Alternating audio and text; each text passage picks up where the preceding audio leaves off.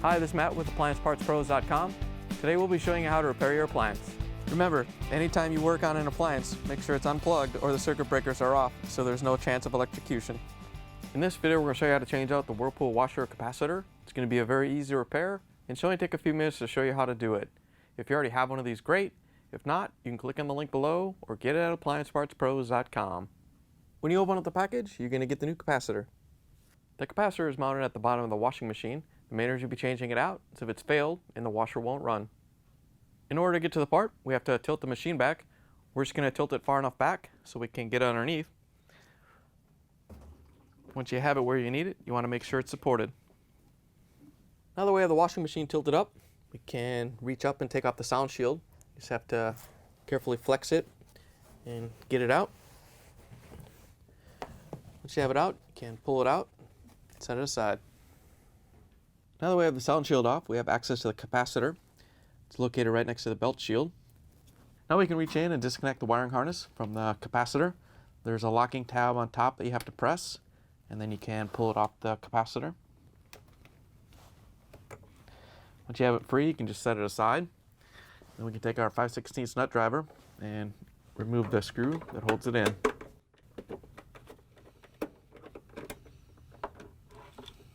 Once you have the screw out, you can pull the capacitor out of the washer. Here's the old capacitor next to the new one. If you already have one of these, great. If not, you can get it at AppliancePartsPros.com. Looks like they redesigned it, but it'll go in and work fine. To put the new capacitor in, you want to make sure that the tab is lined up with the hole. Then you can rotate it up into place. And we're going to use the 5/16 nut driver to put the screw in. Once you have the screw tightened down, you can reconnect the wiring harness. It can only go on there one way. So make sure you push it on so it locks in.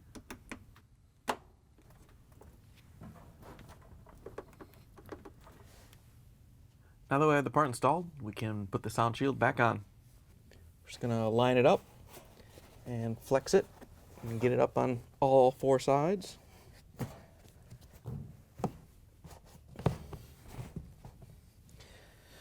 Once you have it in place, we can set the washer back down on its feet. To put the washer back up on its feet, we're just going to carefully lift it up and set it down. Now that we have the machine back on its feet, you can plug it back in. Before the machine is ready, we have to go through the calibration mode. In order to do that, we have to get it into diagnostic mode. So you want to make sure that you hit the power button since you just plugged it in. Hit the power button and turn everything off. And then we're going to turn the control knob. We're going to go 1 or 2 clicks to the left, and then 3 to the right, and then 1 to the left, and 1 back to the right. You have to do this fairly quick. You have a half a second per click. If you take too long, it won't go into the diagnostic mode. So we're going to go to the left first. 1, 2, back to the right, right, right, left, and right. Once you have it in diagnostic mode, all these lights down here should be flashing. If they're not flashing, you may not have turned the timer dial fast enough, so you may have to do it again. We're going to turn the knob again so we get just the rinse light lit up.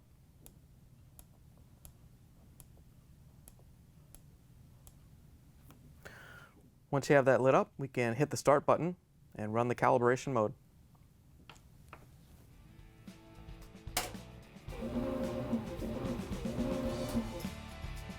Once the calibration cycle is done, your washer should be ready to go.